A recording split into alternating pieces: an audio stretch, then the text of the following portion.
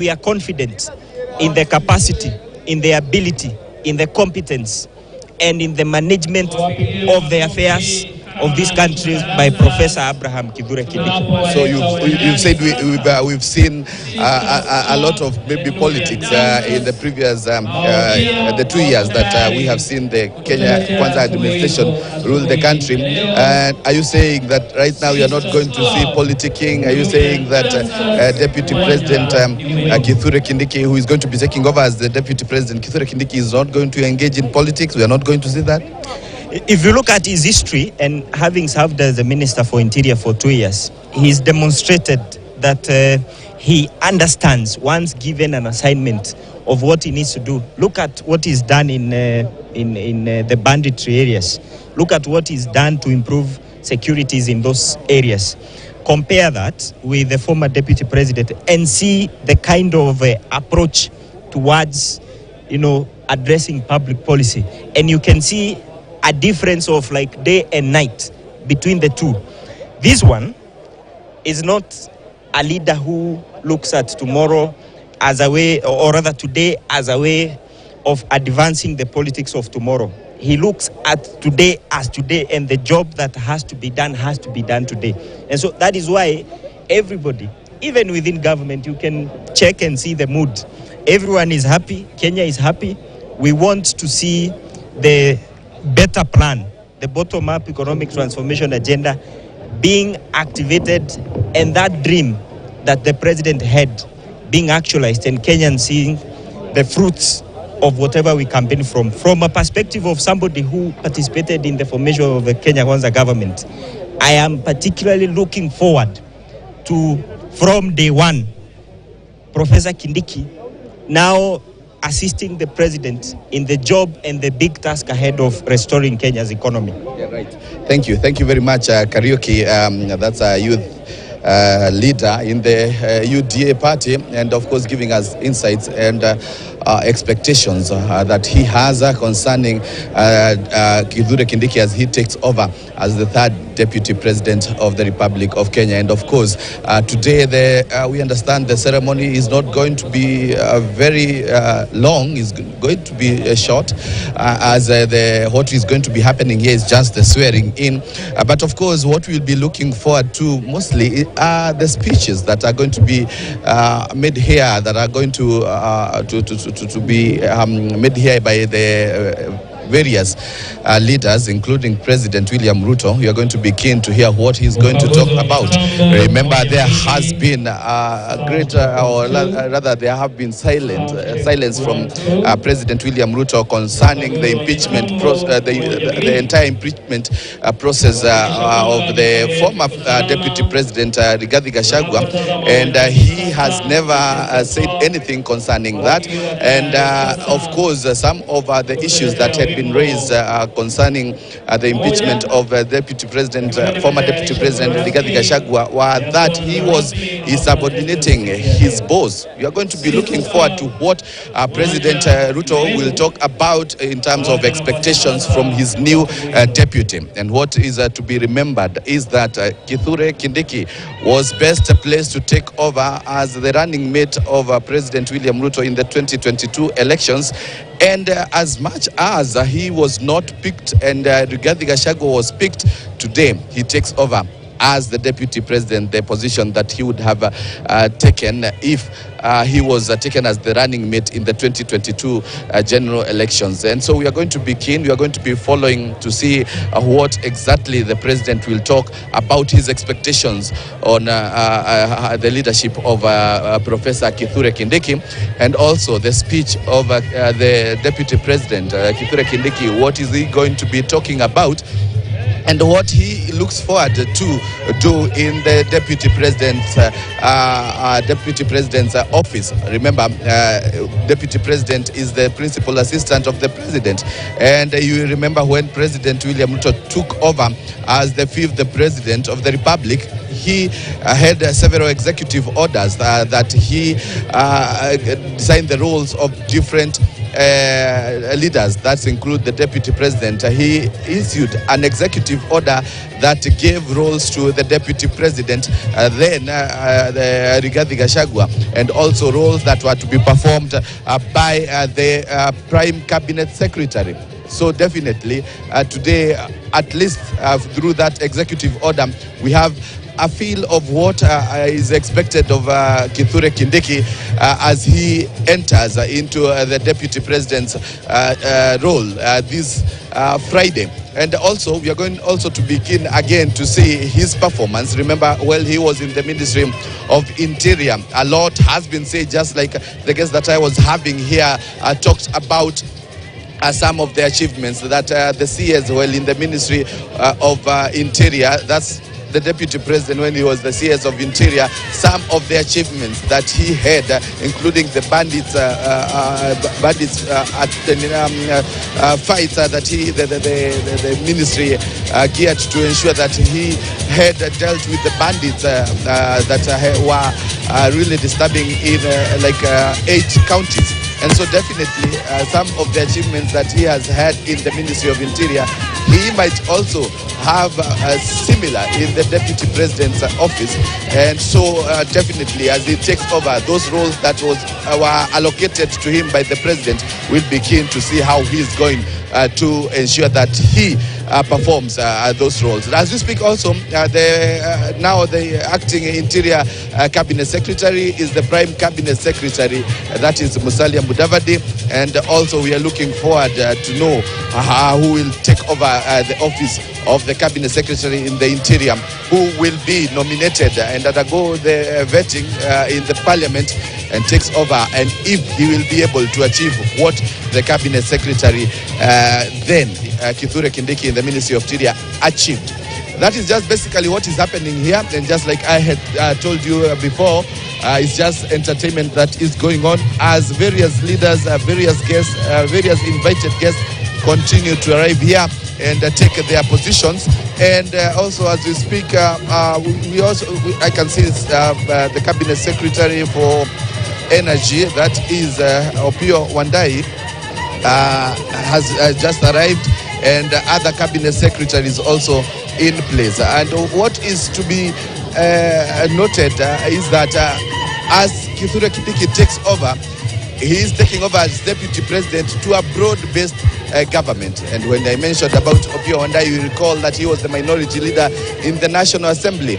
So definitely some of the accusations that the former deputy president was going through are that he was not supporting the broad-based government. Well, we are going also to be keen to see how the deputy president who takes over now is going to be dealing with this issue, or rather how he is going to be ensuring that he supports, or rather how he's going to be working with the broad-based government. Of course, broad-based meaning that we have opposition on board in the current setup of the government.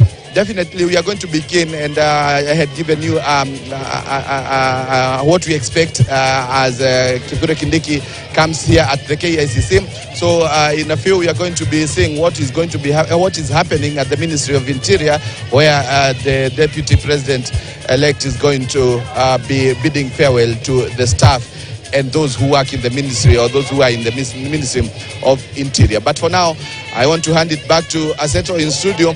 And of course, Aseto, I'll keep you posted because any time from now, the President William Ruto is going to be arriving here. Of course, the Deputy President-elect is going to have arrived already before the President arrives here and the ceremony takes place. And just like I had told you, it's going to be a short ceremony that is going to be happening here at the KICC. But for now, I hand it back to studio.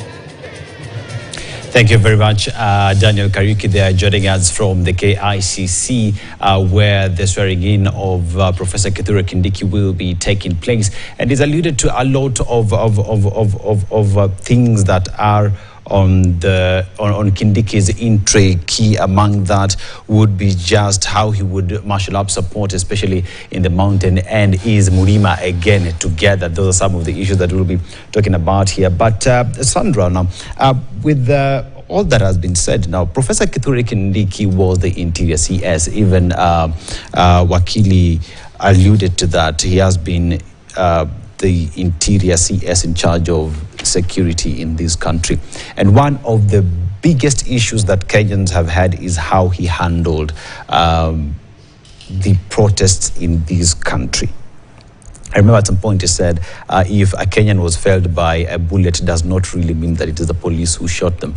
But as he gets into this office, Kenyans are asking, who exactly are we giving this position? Even as the lawyer has raised it, would this be a point of concern for Kenyans on who is taking that seat? You know, there's something called a capsule of time. And sometimes you may find yourself accusing a certain situation to the wrong person because you have refused to take into consideration the aspect of the capsule of time. When the protests, both the post-election and the Gen Z protests were happening, I believe we had a certain Inspector General. And even then, I believe even the media, and if you went on social media, you'd also have seen, initially there had been an outcry that by a certain section of Kenyans that the cabinet secretary is taking his time to make a decision on how to manage the protests, especially the post-election ones, because guys were like, we cannot have protests. It can't be a standard that we're going to have protests after every elections.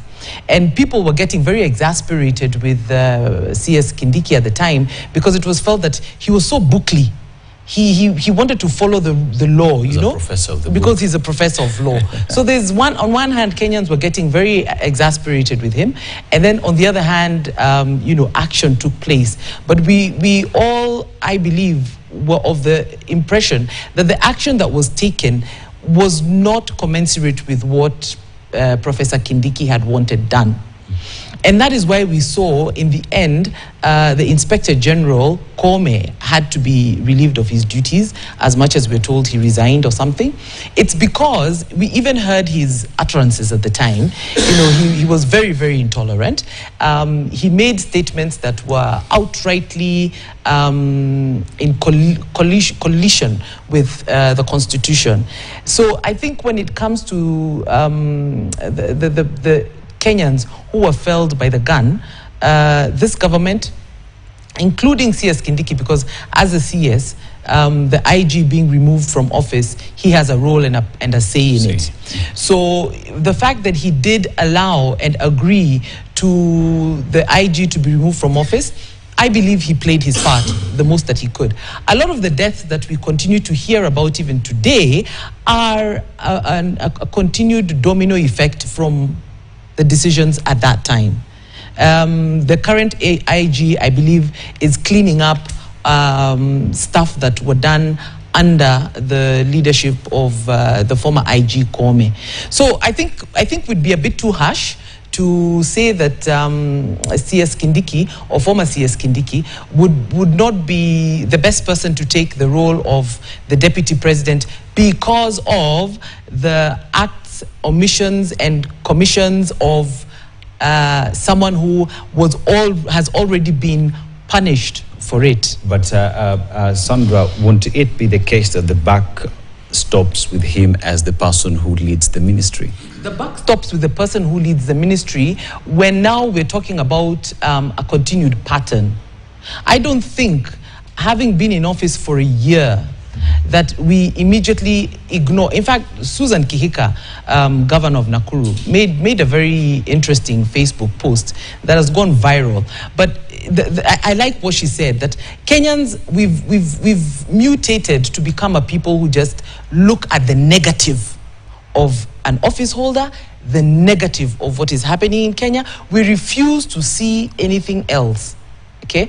Because I think that the restraint that was shown by Kindiki as cabinet secretary, including coming out sometimes to disagree with the actions of the police officers, including the president himself coming out and saying, look, I agree there were excesses and action will be taken. And we saw action being taken. That doesn't mean that now as Kenyans, we go for Kindiki's jugular because, you know, that's what we have become a people of. We just want to constantly attack and tear down. Peter, yes. Now on that same subject, now Kindiki is getting into office with all these accusations, being the person who led the Interior Ministry at a time when the post-election violence that followed the elections, with how that was handled, how people were beaten around Kamkunji during that time. Then again came the Gen Z protest, and innocent Kenyans were killed at that point. And as the person who was in charge of the ministry, and even when cabinet secretaries were fired, he's among the first that were returned back into this government. And in the face of these and Kenyans being concerned on the person who's taken after Rigathi Gachagua, we say, Sandra has alluded to the fact that Kenyans love to look at the negative and all that. But Rigathi Gachagua as well just differed with the president on other stuff. He wasn't entirely a bad person, but it's only one thing that sent him away. So why should then Gachagua also be in that seat? One, I think that I don't have the necessary qualification to decide whether someone was a good person. You get the people who work with you, the camera persons behind these cameras, would be able to tell us whether you are a cumbersome person in front of the camera because they have an experience working with you. And I want to believe that the president had a first-hand experience working with his deputy, and looking at the antagony the former deputy president presented in meetings, in rallies, you can only imagine what happens behind the closed door, because I have said, and this has been my issue, I've been present in occasions where the former deputy president is mishandling members of parliament in the grayer eyes of the public. And these are individuals who are elected. They are not perfect, but they present you with an opportunity of having a sitting with them because they are elected members of parliament who you can address in camera and deal with the issues that may come up. But you choose, because I am not okay with the member of parliament for Limuru, I orchestrate a meeting in Limuru where I will go and attack him in front of his constituents. This was part of the behavior and becoming of the deputy. Number two, we saw the deputy president going to address the issues of National Intelligence Service in grayer of the public. You broadcasted it. He is a member of the National Security Council. He should have raised those matters there first. I mean, this is a man known to work with the former senior members of NIS along his working people in his office, who have constantly undermined the responsibility of the National Intelligence Service. That said, with the incoming of the new Deputy President, Professor Kindiki, I would want to be told, and I am not here to deny or say that whatever is being claimed happened in the street, but we have given ourselves a mechanism on how we deal with the issues of overreach by the police. There is a reason why we have IPOA. There is a reason why the drafters of the Constitution envisioned the Kenya Police as an independent commission.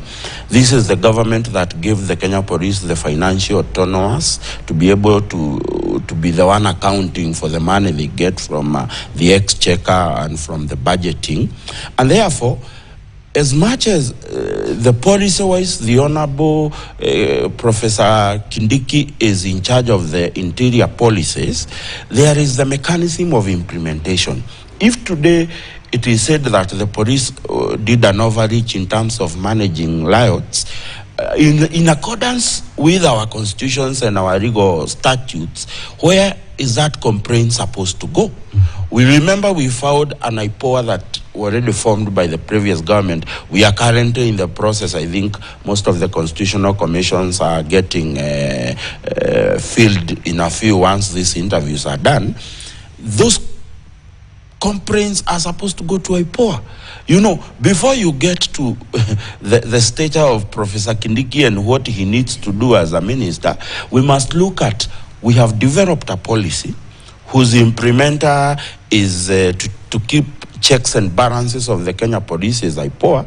Does our policy have a problem, or is it that IPOA is not doing as it is supposed to do? And then the question of formulation of a new policy comes, and that is where the CS comes. But when you directly come and give assertions that the Kenya police is under direct command of the Interior Minister, I think this country is not a banana republic. It runs in a set of laws that we have given to ourselves, and you have to demonstrate that this certain set of laws are clearly putting Professor Kindiki at the level of being answerable of what the police is doing. But we cannot make a legal system a process of doing politics and be petty at it.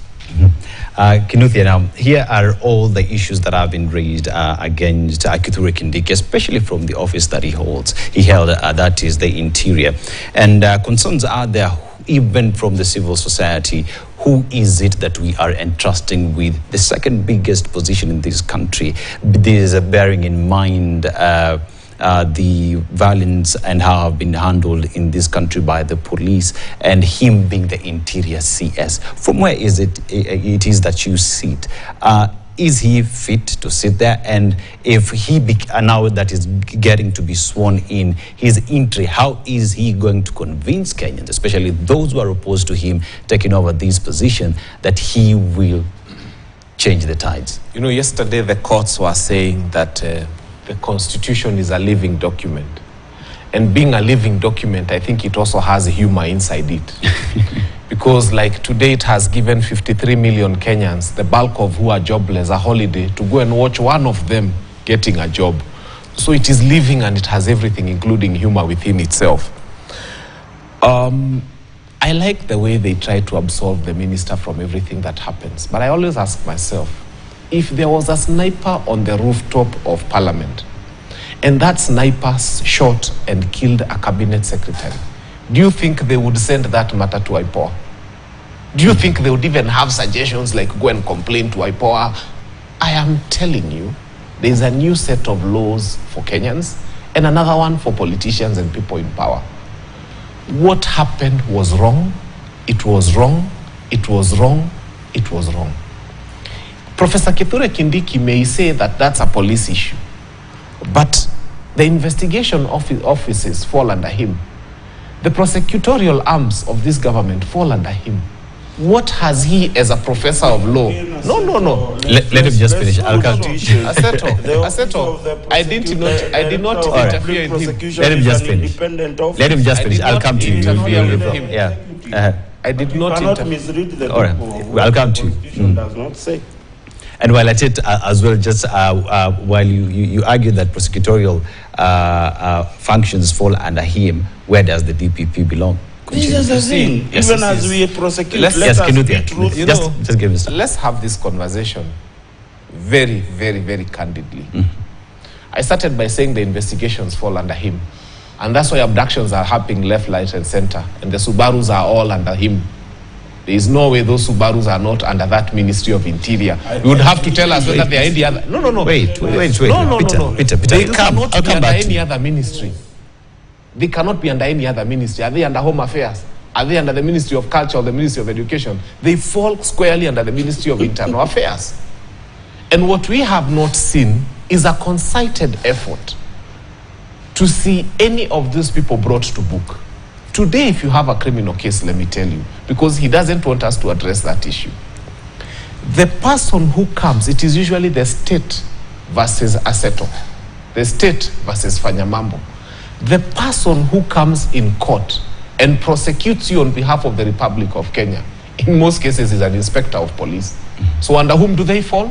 So we have not seen any concerted effort in trying to bring to book those who committed the crimes. So let's say, for example, that those crimes did not fall under him. But at least there was a responsibility on his part when he said that these people have made mistakes, to find a way to make sure that there is reparation for the mistakes that have been made. Finally,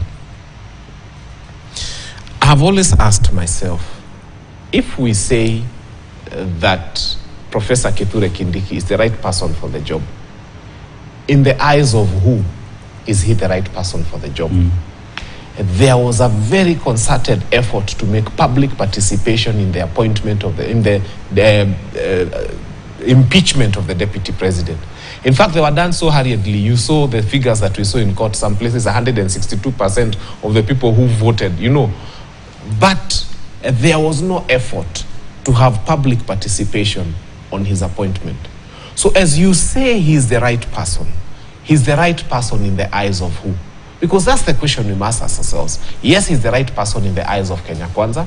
He's the right person in the eyes of this administration. But I think this administration needed to have taken the trouble to ask Kenyans, is this also the right person in your eyes as Kenyans? Is he the right person?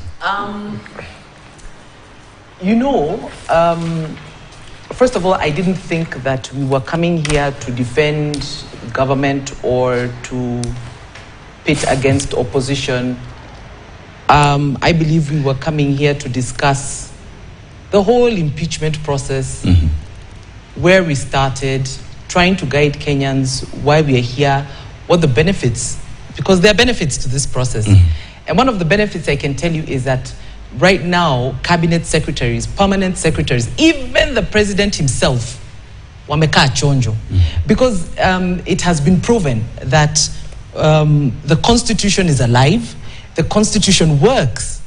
Here is an individual that the people's representatives in Parliament felt he was insubordinating the president, and not the president, the person, the president, the office, and the authority. Here is a person whom they felt, if you check one of the accusations, the charges, there's an issue of national security. So here is a person who they felt was some kind of a threat or a risk or an affront to the national security of this country. And the Constitution was used to have him removed from office. Which means what? Every government official right now, atawale, those ones who drive on the wrong side of the road, they're going to catch chonjo because they've come to realize that the Constitution can work, and it works. So I think that's what we need to focus on. If we start focusing on the UDA factor, I think people need to appreciate this government is in place. Whether you voted for it or not, this government is in place. President William Ruto is the president. And the other thing that we need to appreciate right now is that the new deputy president is His Excellency Professor Kindiki. Now, when someone asks, is he the right person and according to whom? He is the right person according to the President of the Republic of Kenya, to whom we gave the mandate to build a government or to set up a government. I don't think the Constitution stipulates anywhere that once you set up government in the form of a cabinet, or when the Constitution says after the vacancy, there's a vacancy in the office of the deputy president. The Constitution, I think in Article 149, unless I'm wrong, says the president is the one who is going to nominate an individual to fill in that vacancy. I want the lawyer to my left to quote for me the constitutional clause that says after the president nominates, there must be a public participation for the public to agree with his choice, and then we take that choice to Parliament. If there is no such clause, then we need to refrain from misleading the public. There's something called educating the public with the facts and giving the public your emotional views, which I don't think this is the right forum. There's a place called what's that? Bunge la Wananchi. Bunge la Wananchi. You can go and give your emotional views there. Okay. Now, we have agreed that the president nominates, it goes to Parliament, then Parliament agrees or approves, and the swearing in goes in place. Okay, so I think it's very important that we keep to the truth of the matter. And I want to go back to another thing that was said, that the court's ruling was unfair.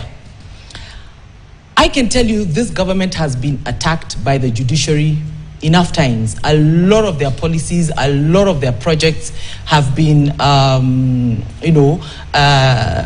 ordered. Is it an attack or just the judiciary? Well, yeah. Okay. Let me put it fairly. That the judiciary has been cancelling out a lot of the things that the government is putting out there. To make matters worse, in this particular case, I think we must agree that the judiciary actually gave a lot of time and patience to the former deputy president's legal side, to the detriment of the Senate and the Attorney General, I believe, who was now representing government. Why do I say this?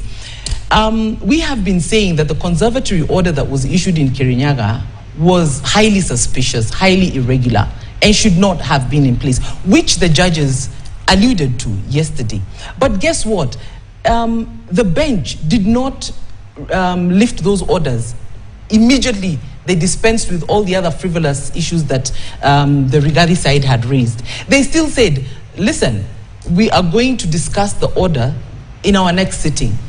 Yet, if they agree, as they agreed yesterday, that that order was suspicious, it was an overkill, they had the right, therefore, to lift that order as early as last week. But they didn't.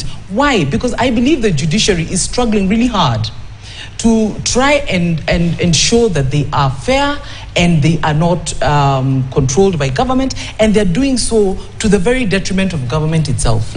Yeah. Let me come to Peter. Peter, now, Wakili has raised something with regard to public participation in this process of approving Kindiki to be sworn in, and we've seen that during the impeachment exercise of the former deputy president Rigathi Gachagua, there was public participation, but when it came to approving now Kindiki to be the deputy president who will be sworn in today, we never saw enough efforts going into public participation. Where do you sit with that? One, I think I have a problem when you try to assert your own formulated law in your mind into what does not exist in the statutes of law. One, there is a very big misconception that when you have public participation, it is supposed to give the members of the public an opportunity to say no or yes. That is not the spirit of public participation. The canon law of public participation is simply to make them aware of a process. Because in Article 1 of the Constitution, which has vested the authority of this Constitution of the people, it has given the people the option of exercising this power directly or exercising it indirectly through their elected representative. Now, we are talking about removing somebody from office, a process which has gone to the August House, which is the house seated by the people sent there by the larger citizens of Kenya to go and represent them. And the standing orders of National Assembly and those of the Senate allows members of the public to weigh in, to help the people they have elected to make a decision for them, make a better decision. You realize that when the public participation by National Assembly was going at the villages, people were saying, I think I don't like this process, I think I like this process. But ultimately, that is to help the person they have chosen to represent them in the National Assembly make an informed position. As to whether the members of parliament made their position based on what the members of the public says, that is the prerogative of that person who was sworn in to sit in that seat in the National Assembly. Coming to the nomination of the deputy president, this is a nomination from the executive. The executive has not been seen by the drafter of the Constitution requiring to do public participation before they nominate. They are not required to do that. When you nominate a name to the National Assembly, there is the standing orders that give what we call the appointment committee the privileges of scrutinizing this particular person. I mean, surely, he has asked, qualified in the eyes of who? The Miller that we use as a republic is the Constitution 2010, which we have given ourselves, which has clearly stated the legal requirement for you to be nominated as a deputy president. And allow me, when you look at the issues of qualification, in terms of whether you hold a degree, the Higher Education Commission already did that way long before when the Honorable Professor Kindiki ran for the Senate. And once your degree has been qualified for the first time, it stays qualified for the rest. If it is about EACC, if it's about, I have heard some people talk about IEBC, the IEBC, we do not require the commissioners to ascertain that the legal documents required for a person to be in that office are clearly in order. And therefore, what I find, and Sandra has put it very well, if you want to put emotions, if you want to, in my county where I come, we have something called Bunge la Mwananchi, led by a speaker called Mutora from Kiambaa. When I want to go and vent and discharge my emotions, I go there. But when you come on national TV, you are obliged, as much as it is your right to critique government, it is your right to hold a position about a certain government, let that right be anchored on law. You cannot come and assert that there needed to be a public participation. Right. Under what provision, under what criteria of law did the president require public participation to nominate a deputy? Please, let us be careful when we come to this to give the correct position of law. When the matter was in Parliament, the Speaker clarified that MPs, the process of installing Kindiki as the new DP would not need public participation, as the matter is akin to an election as stipulated in the Article 149. But that as it may, at what point do then Kenyans get to participate on who will be their deputy president? Okay, first and foremost, there's usually a huge problem, and a big one, and we face it as lawyers when non-lawyers try to interpret the Constitution. One of the things that took us a whole year to learn in the university was the canons of interpretation. And one of them is called the mischief rule. What mischief was the law trying to cure when they came up with this particular law? Article 10 of our Constitution says that public participation is a pillar of all activities and decisions that are made in this. It's a pillar. So you don't build a house without a pillar. So what happens, whatever you do, you go back to the pillar. That is what Article 10 of our Constitution says, that this is a pillar. So for anybody who's been to a constitutional law class and is not reading the Constitution in the plain text and what is written, understands that there are 10 canons of constitutional law interpretation that may not be known to Mwananchi out there who has not been to a constitutional law class. And so the mischief here that they wanted to remove was a situation whereby people used to come and say, we have created a dam for you, so we are informing you. The idea was that Kenyans needed to have a say in the issue of the dam, including the location and whether they want a dam or they want malaria nests or whatever it is that they want. So that was the whole idea behind public participation. Now, does the Constitution say that during the impeachment of a deputy president, you must do public participation? It is not expressly written down. But why did Parliament take the trouble to do public participation for Rigathi Gachagua, yet the Constitution does not expressly state that they need to do it? Do you know why they did it? Because the same court in the Kawira Mwangaza case ruled that one of the reasons why they're allowing her to continue staying in office was public participation had not been done with the people of Meru. So you need to understand that that was one of the grounds. There are many other grounds. So you need to understand that it is not an express constitutional provision that there must be public participation when you are removing the deputy. It is not an express provision, but it was done. Why? Because it's a pillar of the Constitution. Why we are doing it now, and when things become difficult for people, they start trivializing conversations and saying they belong to Bunge la Wananchi. Things like the mischief rule do not belong to the Bunge la Wananchi. Things like canons of interpretation of the Constitution do not belong to the Bunge la Wananchi. We are here on a national TV, and I've always said let us increase the value of our conversations and not trivialize those conversations that we feel do not work for us. And if you can just see other live images coming to you from the KICC, where we expect Professor Kithure Kindiki to be sworn in. You can see we have guests who have arrived there waiting for the exercise to take place. And as had earlier been alluded by our reporter Daniel Kariuki, is that the soon-to-be Deputy President Kithure Kindiki will be actually walking from his former office, where he will go to bid farewell to the staff there, people that he works together with, and make his way down to KICC, where he will take the oath and become Kenya's third Deputy President under the 2010 Constitution. After that, he shall then again walk, after being the Deputy President, he will make his way to the offices at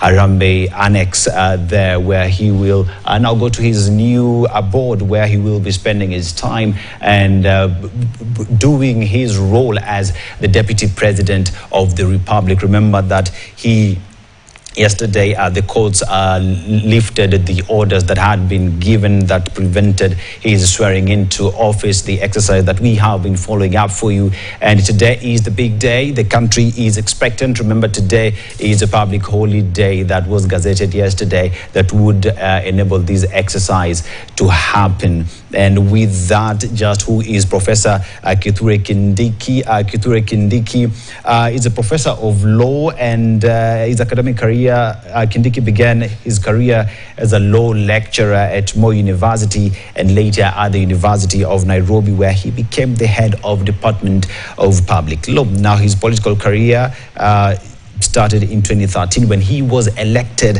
as the senator for Tharaka Nithi County. He served as the Senate's first majority leader and was re-elected in 2017, becoming the Deputy Speaker of the Senate. In 2022, he was appointed as the Cabinet Secretary for Interior and Coordination of National Governments. His notable roles, he was among the top candidates actually considered by William Ruto as running mate in the 2022 presidential election, but President Ruto settled for Rigathi Gachagua, who now is impeached as Deputy President, and Kindiki, seemingly he's taking the role that was actually meant for him from the word go. And in studio with me, we are just having discussion around that entire process that has happened. And Sandra, as we wait for the Deputy President, for Kithure Kindiki to be sworn in as the Deputy President, he's getting into an office that needs a lot of work. He's getting into an office that, first of all, the President expects that they would be able to work together in synergy and serve the people of this republic. As he gets into that office, his job is well cut out for him. Yes, it is. Moving forward, what should we expect from the professor? Well, first of all, before we go to what we should expect, and I'm really looking forward to giving that answer, I want to remind Kinuthia that the Speaker of Parliament is a lawyer. Speaker Moses Wetangula is a lawyer, and he's senior for that matter. He has practiced law more years than him. So when the Speaker of the National Assembly, who happens to be a lawyer, says that public participation was not required after Professor Kindiki was nominated, I don't think that's why we are saying that we don't need bunge la wananchi tabias here. This is a national program. So if the Speaker of National Assembly has said, which you even have reminded us, that national participation was not required, we have even challenged him to quote the clause that calls for national participation. But the best thing he can throw at us is that we're not lawyers, so we don't know. I think then we will be going down the wrong route of conversation. Now, going back to very quickly to what we can expect from Professor Kindiki, I want to remind Kenyans that Professor Kindiki is a very quiet worker. We have not heard about cattle rustling in a long time. But even as we have not heard cattle rustling in a long time, we have not seen Professor Kindiki go before the cameras to brag that, look, I've done this, I've managed to quell cattle rustling. We have not heard the MPs of those areas that have cattle rustling issues come out to speak in a long time, especially the woman rep, there's this woman rep who was very vocal, and I don't believe she would be quiet if cattle rustling was still going on. So I think there's some good work that the good professor has done, and that is one of the characters that we can look forward to, that he's a man who decides to sit and do the work. He doesn't go for camera, you know, the spotlight. That being the case, you can probably quickly see why President Ruto chose him, because President Ruto needs an assistant, someone who is ready to sit in the shadows and do the work. Because the Constitution demands that he has a principal assistant, not a co-president, not a co-coalition partner, a principal assistant. And along that line, what we can expect, or what we should expect, or we call upon Professor Kindiki to do when he takes over office, is to quickly jump into the roles that were given in Executive Order number 2. Because Executive Order number 2 actually carries a very key portion of the Kenya Kwanza manifesto that talks about agriculture. We're an agri-industry. This country is driven by agriculture. For the longest time, our foreign exchange has been driven by tea, coffee, and all these other exports from what our farmers till the land to grow. Tea, coffee, horticulture, and then we've got my people in Mwea, Kirinyaga, who do rice. Very good quality, aromatic Pishori rice. And I believe that if Professor Kindiki wants to give his boss a chance in 2027, if he manages to do what needs to be done and what has been decreed or demanded of in Executive Order number 2, then by the end of 2027, a lot of the farmers in this country will be very happy. And I think one of the things that he needs to embark on is giving farmers a return for their efforts, a return on their investments. The tea industry is still very vibrant across the world. Yes, there are times when the industry goes down, the prices are pretty low, but for the larger part of it, tea has continued to be a gold mine. Coffee as well. We can revive the coffee industry in Kenya. It has dropped over the years because farmers have been uprooting their plants, the crops, because they're not getting return on investment. We've got things like the milk industry. You know, the milk industry is very vast. You know, people don't know that even buttons for what you wear are made from cow hooves. Leather industry, you know, it's not just about milking the cow and selling the milk and making yogurt. All right. The other thing, allow me to finish. Sandra, let's just join our reporter Daniel Kariuki, who's on ground. Kariuki, if we kindly, earlier we spoke in terms of preparations towards this exercise, and have you made your way towards the former office of Professor Kithure Kindiki? And if you can just bring us up to speed on what is happening on ground, Kariuki.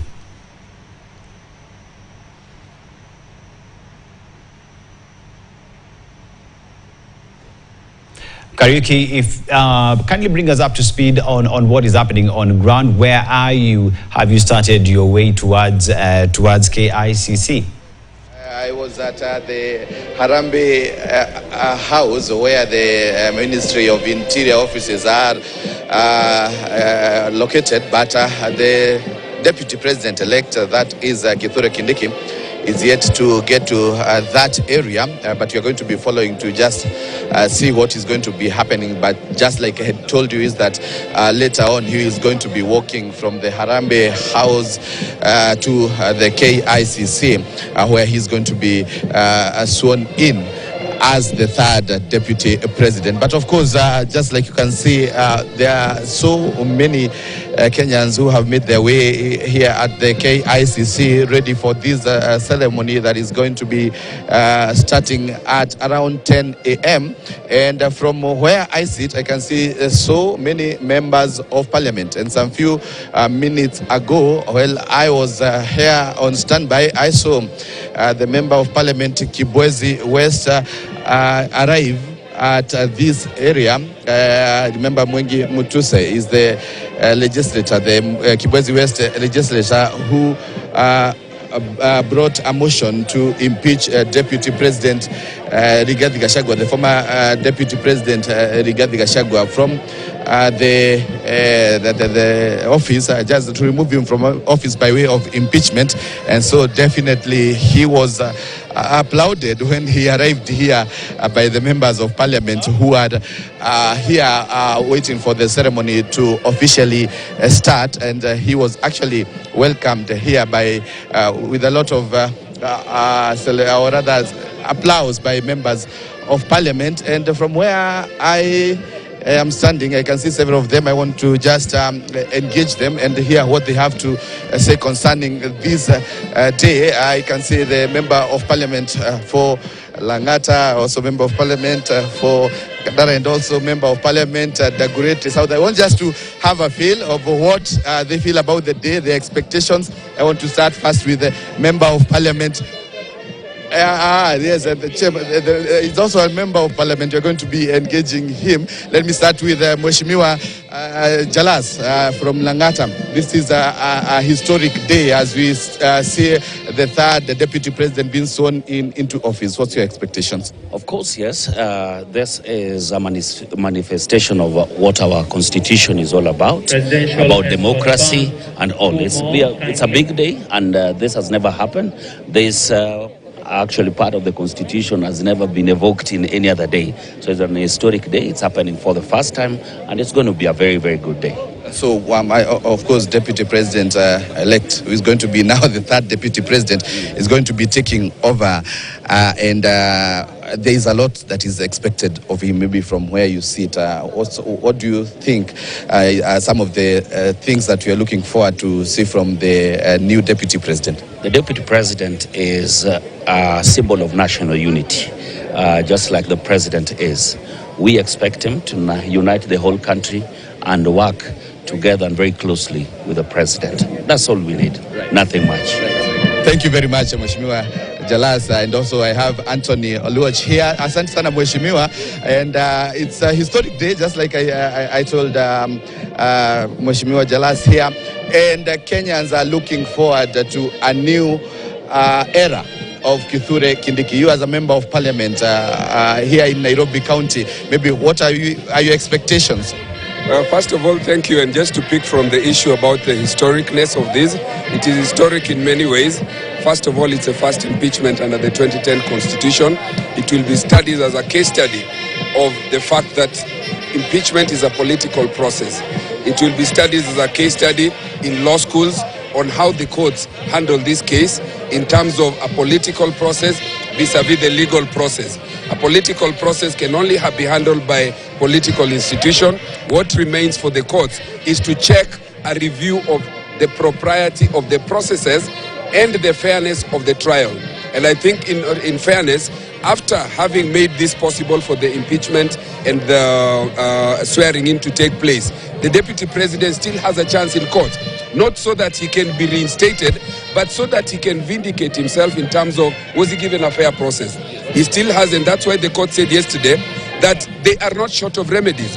He may yet be saved from future barments or being barred to run as president. In terms of Professor Kithure Kindiki, my expectations are that he will move quickly to try and bring the country together. The country had been polarized in terms of political parties, in terms of tribe. The mountain itself had been polarized. I expect him to speak the language of Kenya. The one Kenya, one people, not my mountain, not my people, not my tribe, not my this. He's a professor of law. I expect that having been the CS for Interior, he will bring into this office, one, fidelity.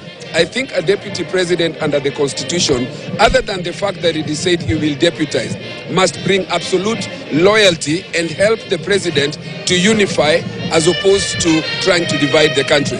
I expect that being a professor of law, he will bring to the table adherence to the rule of law and especially court orders.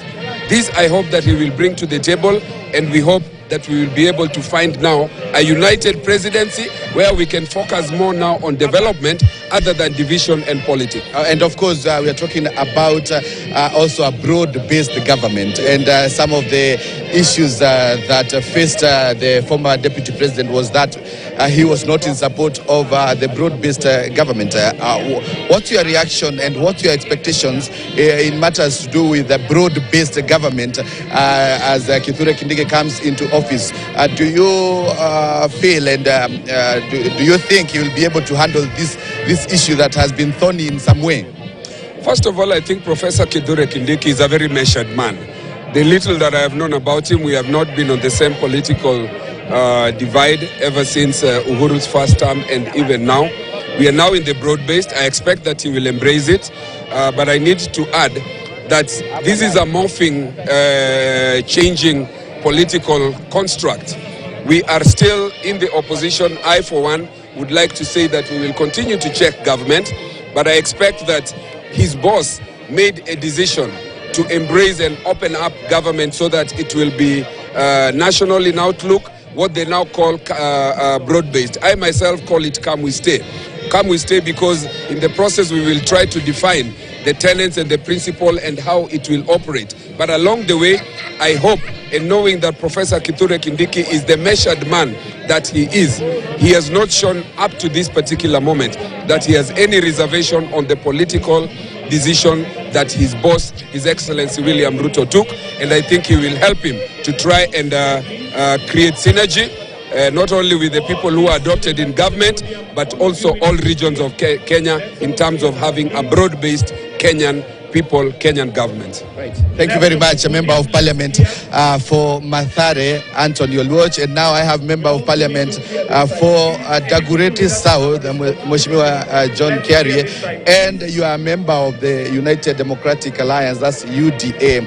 And if today is sworn in as the third deputy, then definitely he's going to be replacing Rigathi Gachagua as the deputy party leader of the UDA party. Now, what are we looking forward to when it comes to matters to do with the politics of the UDA party? Are we going to see a vibrant deputy party leader in terms of UDA politics? Of course, we know there has been a back and forth in the party. Well, you've also got to remember that the Honorable Deputy President-elect is intricately intertwined with UDA. If you remember, he's one of the very founding members of the party UDA. And even at the time of the election, you remember he was designated the role of heading the campaign infrastructure, in the sense that he ended up being the chief agent for the party. But most importantly, parties run for office so that they are able to execute a manifesto. And if you remember, the UDA manifesto, which ended up being the Kenya Kwanza plan, was one that was built bottom-up, literally. If you remember, this was the party that went around the country, went to made 47 stops in every single county of this country, sat down with people, business people, people in enterprise, people in agriculture, people in all manner of sectors of industry, and ultimately signed charters with them. Came and signed charters with the youth, the women, and the people who are marginalized, and the people living, and the people with disability. All these charters are what were distilled into the Kenya Kwanza plan. And this becomes the priority of what the party wants to execute. It is to execute this manifesto, because within that manifesto, there is transformation.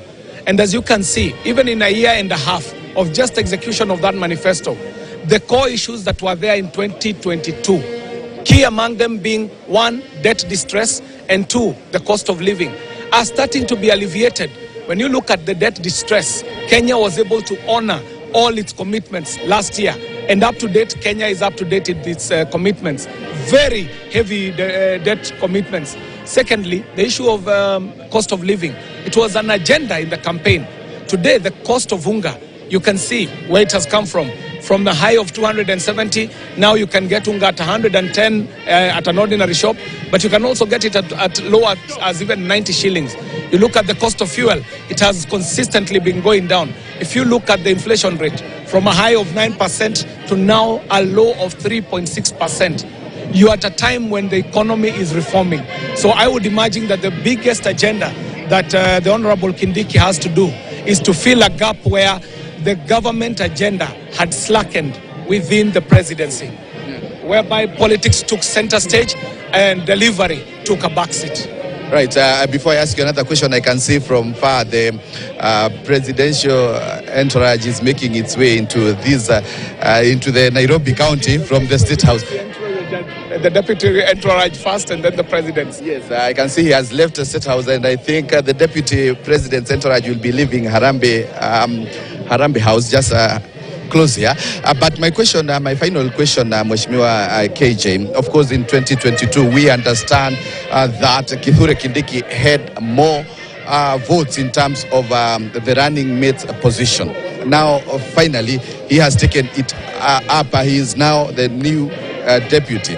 What will you make of that? Is it that now it's a dream fulfilled maybe for the president, William Ruto, who wanted to pick him as running mate maybe and decided to take Rigathi Gachagua?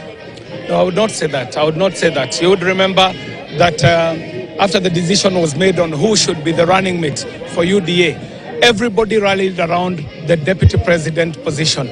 But that is not even what's important. What's important is the journey that we have traveled from those very 5-long negotiation days in Karen. You remember the ones that culminated in the announcement of the deputy president then. It is to take account of what has happened since that very sunny Saturday morning, all the way to where we are today. What has been tested has not even just been individuals. What has been tested are the institutions of this country. That even the framers of the Constitution Kenya 2010 envisaged a situation like what we have gone through. The Parliament has been tested. The Senate has been tested. These matters were escalated to the highest points of seeking restitution, all the way to the High Court. And the outcome that has happened is an outcome that has been taken through a constitutional test that has been approved at every point for its veracity and for its respect and fidelity to the Constitution, the laws of Kenya, and even the regulations and statutes that have been put out. Right. Yes. Thank you very much, Member of Parliament for Dagoretti South. I want to maybe first have a feel of those are leaders, the members of Parliament. I want to go and see if I can talk to some of the Kenyans who have made their way here, just to have a feel of what they can tell us concerning this day. Some of the Kenyans. So those who are members of Parliament. But let me head to where we would say Mwananchi Yuko, where the common Mwananchi is following this ceremony from. So I'm walking towards that area so that at least we hear what the common Mwananchi has to say. We've heard from the leaders, we've heard from the members of Parliament, but what do the Kenyans who are attending this ceremony have to say concerning the celebrations that are going to be happening today? So I'm going to be listening to their views just to have a feel of what they can tell us. Of course, they are here in their numbers just hear something that they have to tell us. Let me just get maybe one or two people who are going to tell us their expectations concerning the day today and what they are looking forward in terms of the women. I can see women who are here to celebrate. Let me just talk to them and hear what they have to say.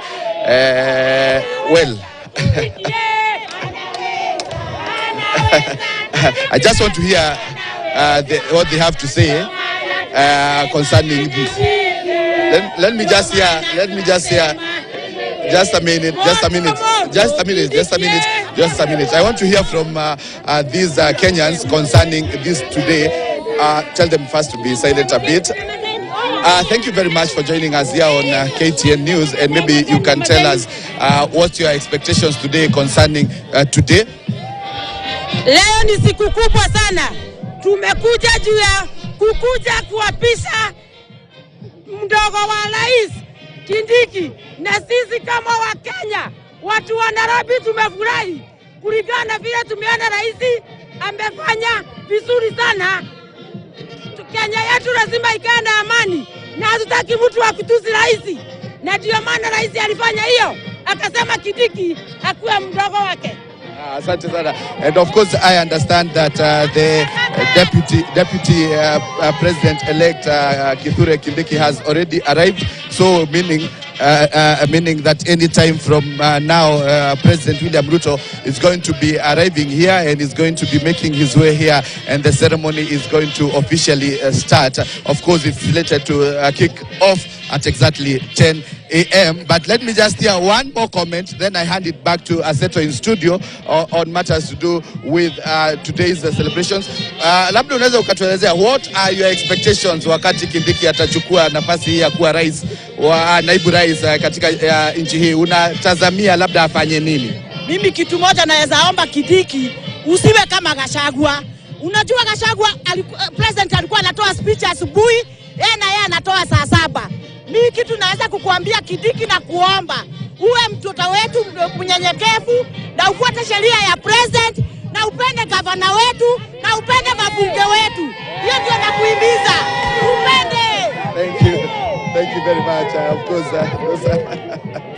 some sentiments concerning the expectations today on what the Kenyans have concerning the celebrations and about Deputy President Kithure Kindiki, who is going to be sworn in as the 3rd Deputy President of the Republic of Kenya. But for now, Aseto, I want to hand it back to you in studio before we come back here and hear more reactions and more comments concerning today's celebrations. Over to you, Aseto.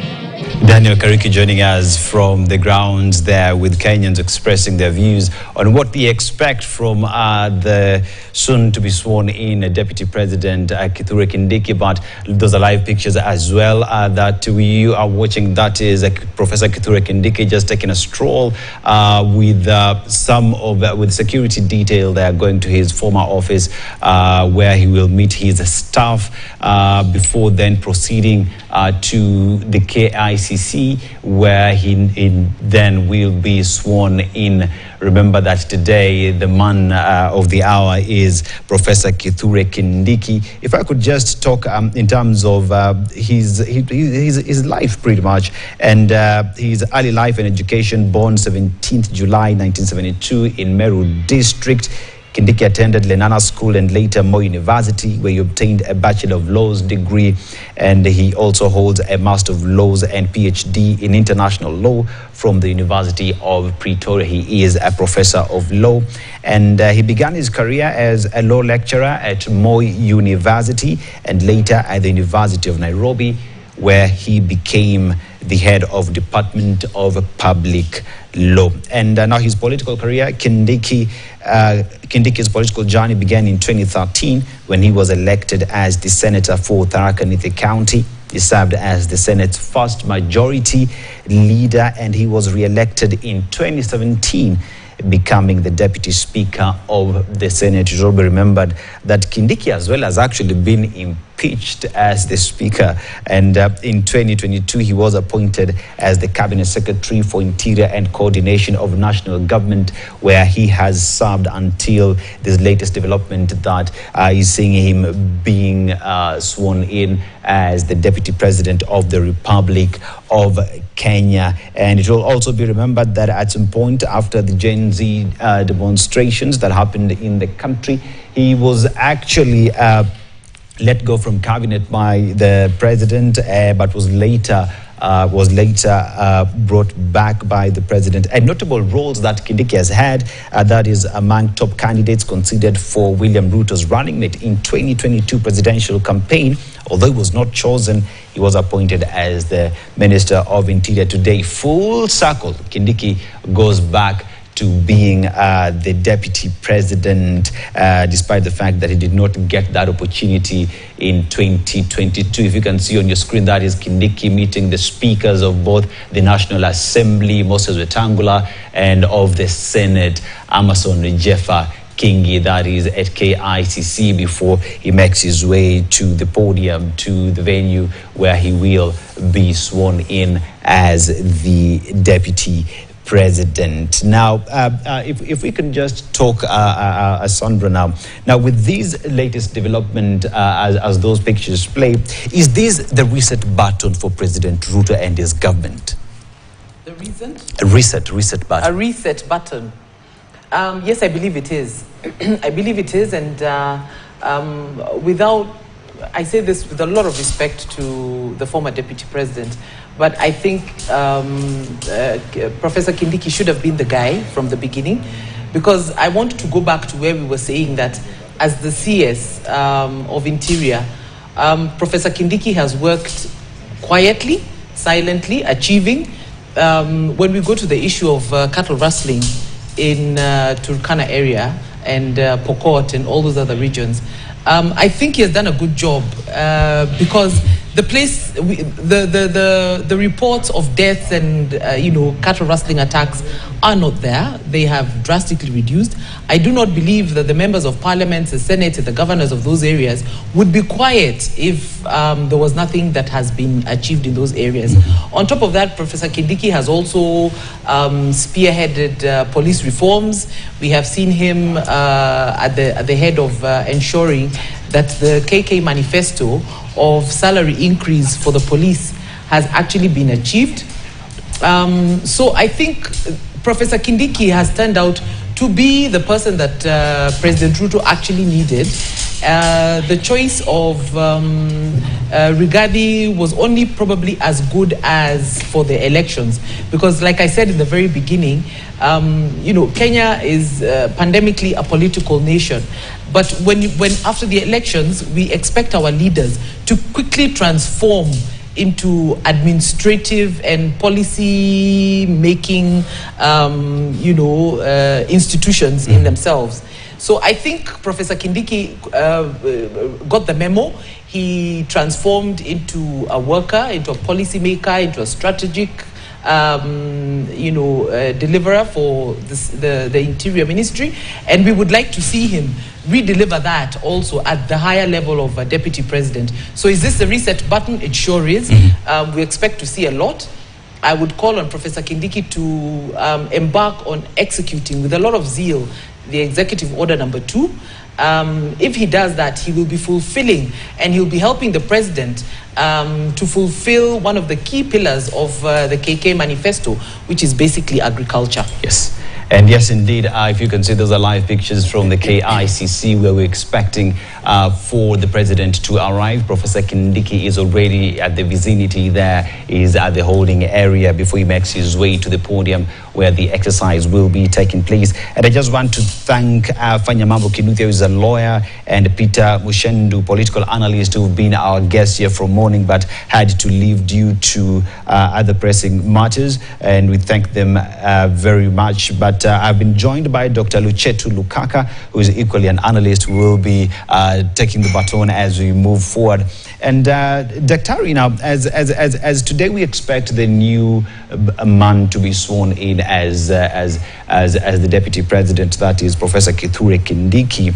Is it a reset button for this government moving forward? Because you've seen a deputy president who's been there was impeached because at some point they were not seeing eye to eye with his boss.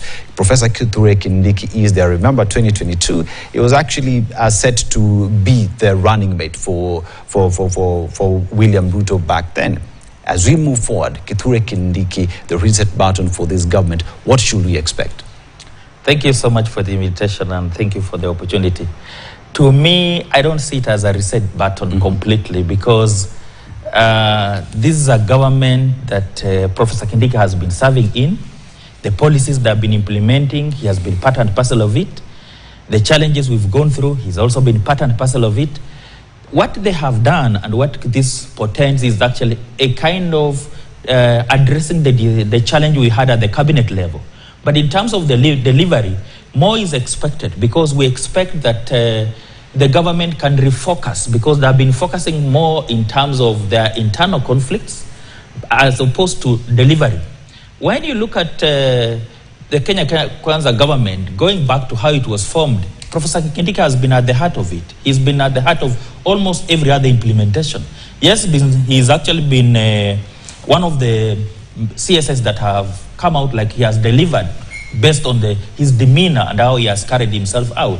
But there are a number of challenges because he's coming to the office at a point where he has been the CS for Interior. We've had enough challenges around the 25th demonstration by the Gen Z, the young people that we lost. Those are the questions that are lingering around even while he's taking the new office. These are big questions that he has to answer and probably a worry for the common person that what is likely to change. Likely we are not going to see much changing because he actually presided over some of the atrocities, especially against the young people. But in terms of the general outlook, again, appreciating that he's the principal assistant to the president, aware how the President Ruto runs his government and what he has been doing before, I expect that Professor Kindiki will be so quiet, he'll be a yes man, expected to be a complete different from what the one who has left, the former Gachagua was. So probably we don't expect much because Kindiki is not someone who is outspoken. He's not able to criticize the president. But then we expect that he'll play the critical role of supporting the president to deliver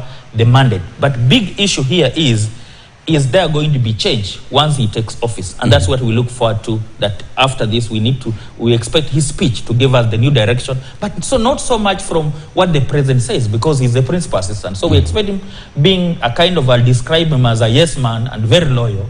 We don't expect much.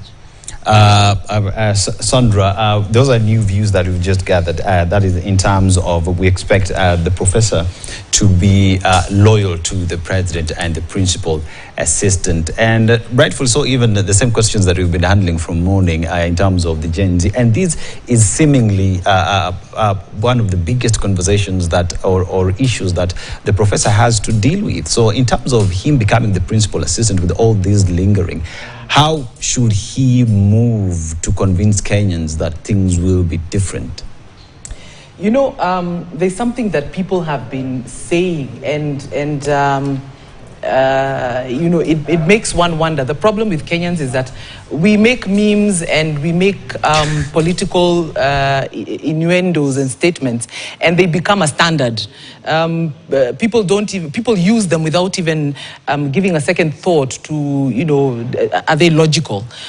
For instance, when we as Kenyans say that Kindiki had a high-pitched voice, because that was one of the things that they said after the elections, how has his high-pitched voice stopped him from being a cabinet secretary? How has his high-pitched voice ever stopped him from achieving? He started from Lenana High School. At the time, that was one of the creme of high schools in Kenya. You really needed to be good to qualify, and I'm sure he had an even higher pitched voice then. Then we come to the issue of now that he's a yes man. I mean, what is wrong with being yes? We saw what is wrong with being a no man. We saw what is wrong with being an indisciplined, you know, individual who refuses to follow protocol that exists in every organization. Even in the private sector where I have worked for, you know, nth number of years, if you have an issue on how your boss has issued a directive or how things are being done, you can never, you know, rise up and castigate your boss during a board meeting or when you're having a staff meeting. You wait for a time when you go to the office and you have a sitting with them and you say, you know, I think issue number 1, 2, 3, we could do it this way. But if people don't want a yes man, but you want a man who is unruly and uncontrollably vocal, then you're going to get an individual like Rigathi Gachagua, whom we have seen that in the process of being a non-yes man has gone ahead to antagonize everybody. He fought with cabinet secretaries, he fought with members of parliament, and that is why he did not even have numbers. People keep saying that Uhuru Kenyatta did not impeach former Deputy President Ruto because he was such a nice guy. No, he failed to impeach former Deputy President William Ruto because Uhuru did not have the numbers. Ruto had the what we call emotional intelligence throughout all the issues that he was going through, and he was able to create networks with the members of parliament. Regarding whom you people are saying is the vocal guy that you want, in that vocality, he antagonized everybody, and he brought the government to a halt. And that's why there's a lot of things pending. Executive order number 2 is still pending because of that character. So we are ready for the yes man. I think let's try this yes man. Being yes is not a bad thing. Being yes means he's loyal. Being yes means he will say yes when they're having a public session, but he is probably an intelligent individual, being a professor and a lawman at that point, who will go behind the scene and discuss with his president what he may think is wrong. He doesn't have to stand up and make a press conference in Mombasa when the president is doing a press conference in Nairobi for us to appreciate him. Dr. Now, there is no problem with the professor being a yes man.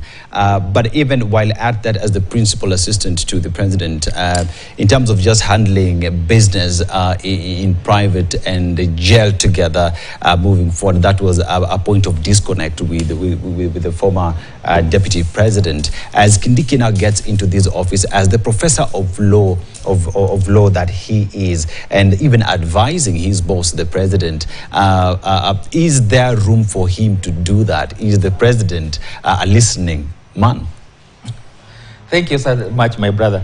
One, you need to appreciate that there's a very cordial relationship between Professor Kindiki and the President William Ruto. He has been his lawyer for the longest time. Yeah. He's somebody who has got very good demeanor in handling issues. And again, the question that common man will be interested to hear or see is that whether that loyalty will help the president to deliver. That's the biggest issue. We will not even worry so much about their own relationship. But the key thing for the common person is that now that they have hounded out Gachagua in that procedural way, the question is, are they going to deliver? That's the biggest question that we are interested in. Considering that Professor Kindiki is a professor of law, and with that kind of demeanor, the relationship they've had with the president, we expect things to change overnight in terms of excellent delivery. Yes, the common manager will still ask those questions about accountability. We will not want to brush and wish them away, because this is something we can't ignore. It has already happened. It is there. Ours is now picking up from there. How do we give them support so that they can actually deliver on the basis that here we have a mandate, we have a relationship, we have seen how this relationship has previously failed to deliver. And again, Kindiki has no much say because he may not have been part of that shareholding arrangement. Remember, the president did have this arrangement with all these other parties, except the former deputy president, whom they agreed verbally on the basis of mutual relationship. So that is something that Kindiki have no way he can question. He is there to deliver. We expect him now to run with the manifesto, to run with those promises that President had promised Kenyans to deliver. So there's much more expected. Based again on his demeanor and loyalty, we want to see, can he now take it to action by giving the president the best support? Sandro, now Kithure Kindiki is the man of the moment. I will be sworn in a few as the deputy president. And as Daktari has rightfully said, now moving forward, Kenyans will be more concerned about the delivery from these duo, President William Ruto and his deputy, Professor Kithure Kindiki. In terms of them working together in synergy and delivering to Kenyans, what would we see different from how the president was engaging with Rigathi Gachagua? I think going back to what I said at some point before, that it would appear that the choice of the former Deputy President Rigathi Gachagua was a mistake, simply because him being inherently political, he was unable to transform himself into a policy and strategy and a governance executive, so to speak. But with Professor Kindiki, we saw that he immediately took up his role as a CS. And like I've said, he has delivered to a certain degree. The issue of talking about the deaths and the protest deaths, I think we covered that at the start of the program, where we said there is something called IPOA. Before we go for the cabinet secretary, IPOA has its rules and regulations in terms of investigating the excesses of the police. And one of the things that we also saw in handling the issue of the excesses of the police at the time of both the post-election and the Gen Z protests was the removal of IG Koome. So I think, like we have said, that Kenyans, we need to now give this government a chance. From day one, we have bashed the government. I think it's important that we give it a chance. So what we're expecting from Professor Kindiki, going by his performance in the Interior Ministry, going by his past relationship with the president, going by his character, we expect to see a person who will truly go out of his way to be the assistant that the president needs. Meaning what? When the president is out of the country, Professor Kindiki will truly take up the role of being the person who is in charge, and being in charge will not mean that he's going to go to Meru and hold campaign rallies to talk about how, you know, this government is not treating me right. I think the president now can be confident that he has someone who is going to focus more on the governance aspect of this regime, which is what is needed, than the political play games that former Deputy President Rigathi Gachagua had put in place. I think the other thing that we probably will see from what we have seen him do in the Ministry of Interior is that Professor Kindiki is going to surround himself with professionals who are going to be aligned to what is required, and I believe especially towards the demands that are in the Executive Order number 2. We may see him have a lot of agriculture and, I don't know, industrialization experts.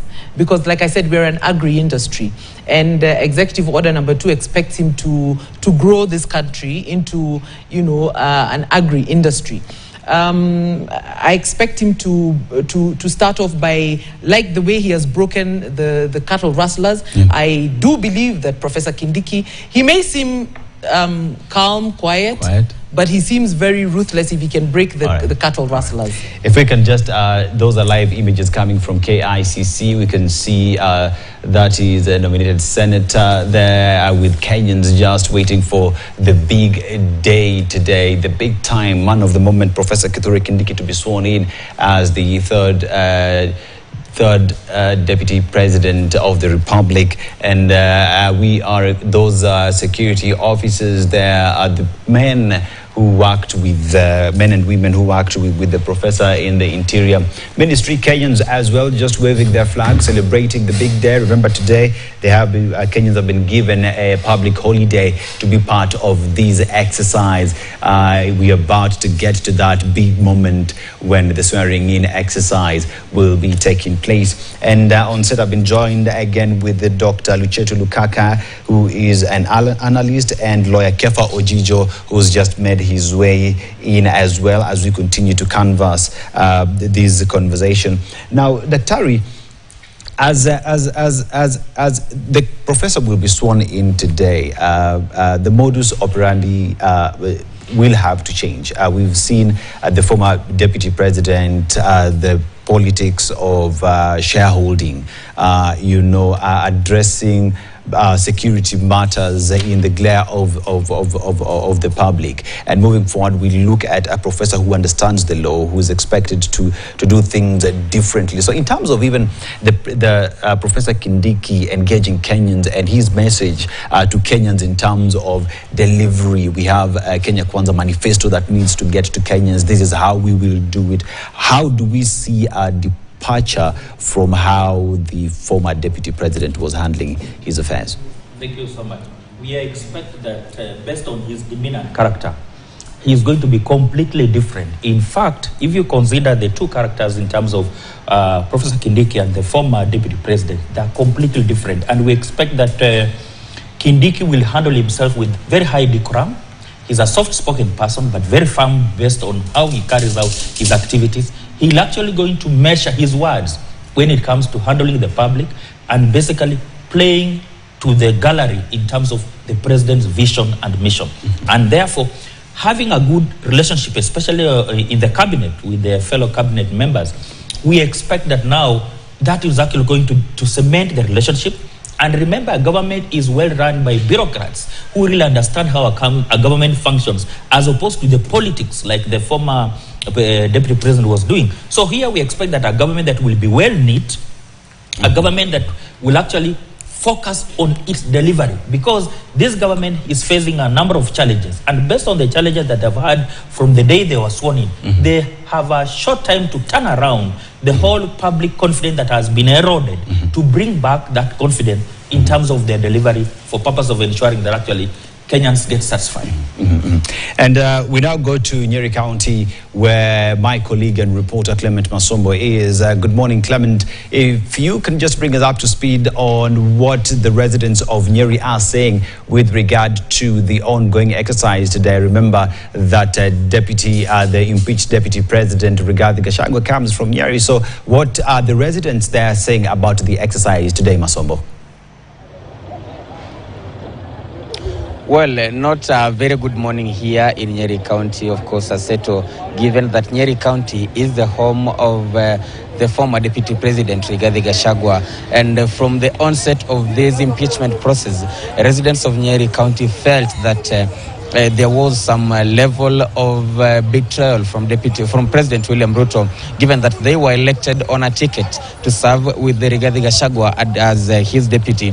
But then when all this exercise began, residents of Nyeri have since been expressing their views, saying that there has been some betrayal from President William Ruto, whom they expected that they would hold on to each other until their first term comes to an end, despite any challenge that they will overcome. And this morning, when we are expecting Professor Kithure Kindiki to be sworn in as the third deputy president of the Republic of Kenya, of course, the residents of Nyeri are not happy with the outcome of the National Assembly, the Senate, and yesterday of the verdict by the High Court of Kenya, which ruled in favor of the respondents in a petition that had been filed to challenge the impeachment of Rigathi Gachagua as deputy president of the Republic of Kenya. And right now, I want to engage some of them and get their views and what exactly they feel about this whole exercise. Let me start with you. You will start by introducing yourself and tell us how you feel about this whole exercise. We are now, it's just a matter of minutes or if not hours that we will see Kithure Kindiki being sworn in as the third deputy president of Kenya. Well, my name is Ed Gitonga. I am a resident of Nyeri. And the truth of the matter is, I was not literally shocked by what happened, because where there is smoke, there is always a fire. But my question, my greatest horror was, if indeed it went that way as far as the impeachment process is concerned, the question is, how about common wananchi like I, who's going maybe to be arraigned in court over something maybe malicious? If someone like Rigathi Gachagua, despite everything that he had, which was actually, to be quite honest, nothing